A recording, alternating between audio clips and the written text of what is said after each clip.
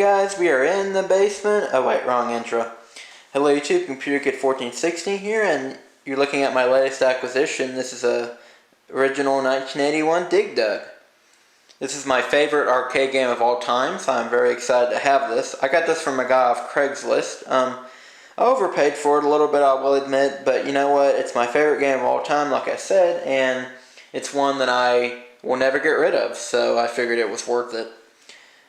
So, as you guys know, I've been a huge fan of arcades my whole life, I guess, and ever since I was a teenager, I knew I wanted to get into collecting these, so, I just never had the space nor the money before, and now that I've got a job, I figured it was time to treat myself to my first arcade cabinet. Well, I have the multicade, but what I mean is my first dedicated arcade cabinet, so, anyway, figured this is the perfect game to start with, so...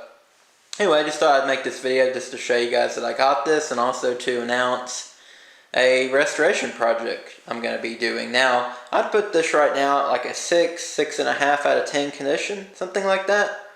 And I'm wanting to get it to around a 9 out of 10 condition is what I'm hoping. So, and I'm not going to do like John's Arcade, and by the way, he's the one that I referenced the intro from earlier. He's a really good YouTuber if you guys are interested in arcade stuff, but anyway... He does like 15-part videos, an hour a piece or whatever on his restorations. I'm not going to do that, but I am probably going to do, just one maybe hour-long restoration video, just kind of showing everything I do. So, and that's not going to be in this video. This video is just going to be the announcement of it, and then, and then I will do that a little bit over time. So, anyway, so let me take the camera off the tripod here, and I'll show you guys what all needs to be done to it. Now, it's in perfect electronic working condition, at least it was. I'll get into that in a minute, but, so that's always good, that at least it works electronically, and then, so most of the work I'm going to be doing is cosmetic, so, as you'll see, so, anyway, as you can see, the marquee, and then the glass overlay for the monitor are in really, really good shape. I'd put each one at like a 9 out of 10. So that is really awesome to see, because that is something that you pretty much would have to replace if it was really bad. You can't really restore that. So I am really grateful that that's in good condition. What I'll probably do is I'll layer each with triple thick, which is a great solution that you can use to preserve glass artwork. So just to kind of keep it as it is now.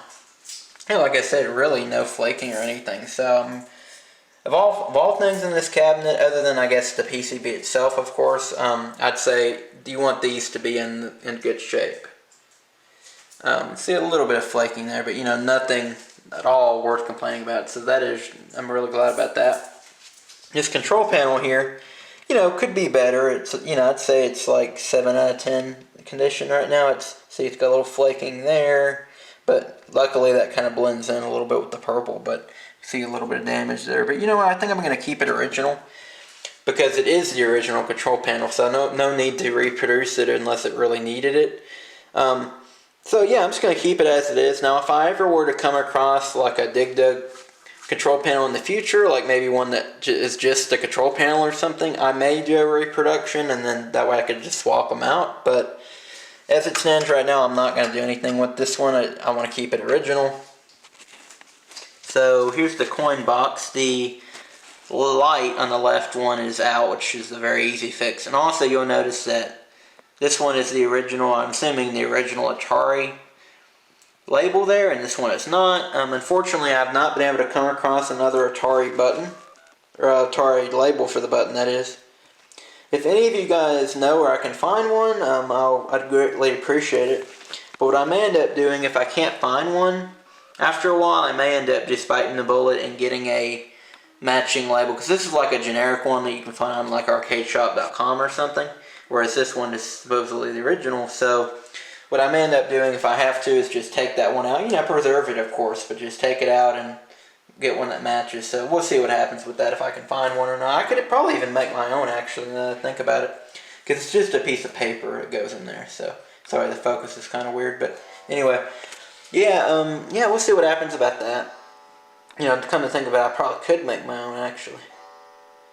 You can see no locks, but that's, one of the easiest fixes. It's probably a good idea to do that anyway, just so they match with your other my other cabinet. So I already bought the locks for it, so I'll be doing that in the restore. The reason I haven't done that yet though is because I'm going to be sanding this down, because as you can see it's pretty rough shape, so I'm going to sand that down and repaint it. So, and these Atari cabinets are interesting because they have two coin doors, each with their own lock. One is for the the coin mechs, and the other's for the coin box. So kind of interesting how they do that. Let me turn a light on here so it helps the focus a little bit.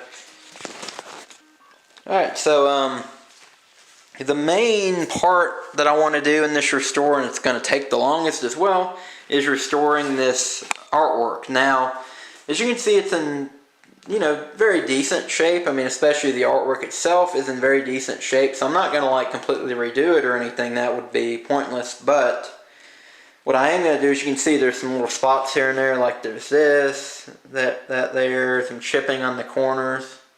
I suspect this cabinet had a little bit of water damage, and I'll show more of that later. But so you can see there's a little bit of flaking here and there. So, but what's annoying about these Atari cabinets is that they aren't just painted on there like Pac-Man or something. It's a whole vinyl that covers the whole thing. So it's a little bit of a challenge to restore these. You basically have to use glazing putty and fill in these gaps and then repaint it. So repaint the spots you need, that is. So I'm going to be doing that. That'll probably take the longest in the restore. So as you can see, not bad at all, but definitely could be better. So I'm going to take the time and do that. You can especially see on these corners. This is the water damage that I was talking about. You can see this corner is kind of flaking a little bit. I'm not going to like completely redo the wood on that or anything. I know people have done that before, but the problem with that would be I'd have to either get rid of all the artwork or at least peel off the part that needed to be, where the wood would need to be replaced. And again, I don't want to mess up this artwork. It is original. So all I'm really going to do is just fill in the gaps here and repaint where I need to, and that's really about it. I don't want to mess with it too much. I'm going to show you what the other side looks like. So you got this spot here that can be glazed easily. That there. This is the flaking I was talking about. But yeah, nothing that can't be done. It just may be a little time consuming. But you know what?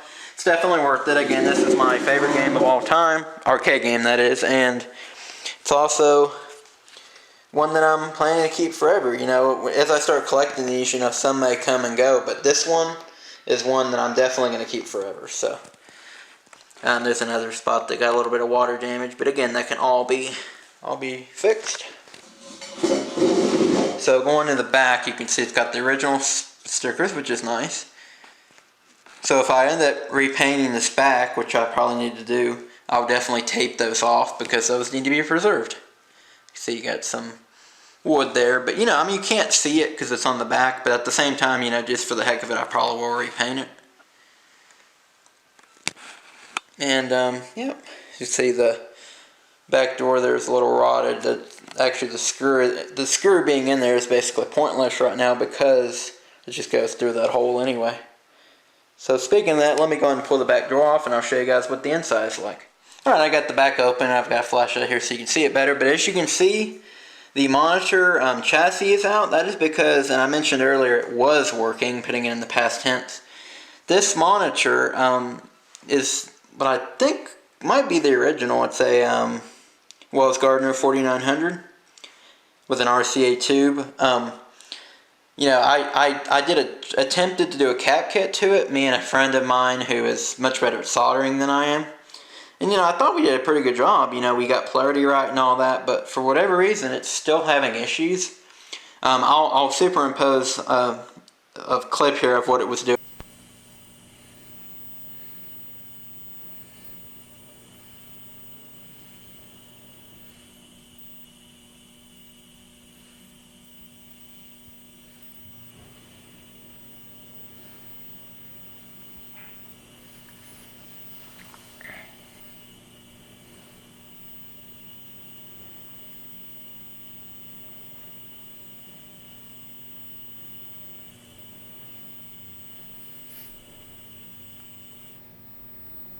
But basically it's a just extremely wavy image, and then also there's a real bad hissing sound, like almost like there's an electrical leak or something like that maybe. So I don't know what's wrong with that. I'm going to continue to look into it. I'm hoping I don't have to have someone repair it, because I like to learn to do this stuff myself when I can. But the good news is that if I do that, I have to get it repaired at least, hopefully I can use that to learn from. So, we'll see what happens with that. But yeah, that's the monitor right now.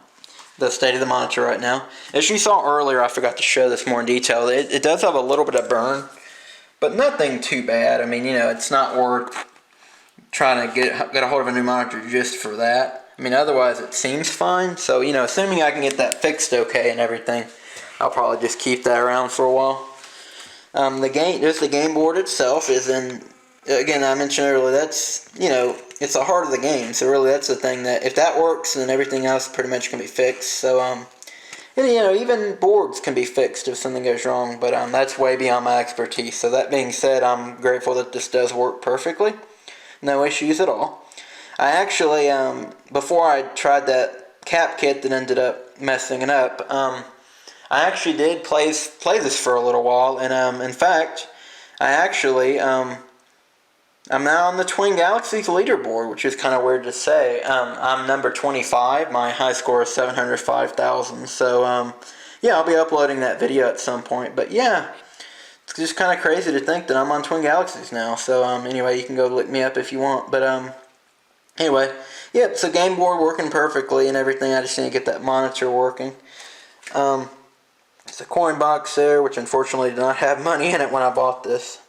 You hear stories about people finding like $100 in there, but nope, fortunately not. I replaced Big Blue, which is the nickname for the filter cap. So I did replace that. Not that it needed it, but just to kind of help bulletproof it a little bit. Fuses and everything are fine. As you can see, its cab needs to be cleaned out. I'm going to do that.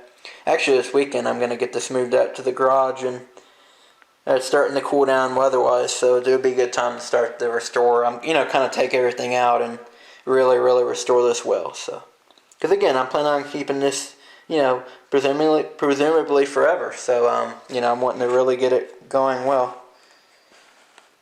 Well, I guess that's about all I can show right now. Like I said, no point in powering on because the monitor is in dish repair at the moment. So, but anyway, just thought let me, just real quick, I'll show you guys what I'm going to be doing, what I've gotten so far in terms of parts. So, I forgot to mention as well, I'm going to replace the T-molding. So, that's this there. I've got some just miscellaneous stuff, like sandpaper and stuff like that. That's always good to have. This is that substance that I mentioned, this clear glaze. John's Arcade is the one that turned me onto this. It's basically, it's good for, preserving artwork in glass, just keeping it from further deterioration. So, given that it's in great condition now, I want to keep it that way. So I'm going to spray this couple coats on it, and should be good. I'll show that in the video as well. Got some primer for the, when I do the putty glaze on the artwork. That's the brand that I was recommended. And the rest of the stuff's just general tools. So, anyway, yeah, so in the next video, it may be, up to several months before you see that, because I want it to all be in one video. So, whenever I do that project, though, you guys will see that. And, yep, so, but until then, I'll see you guys later. Bye.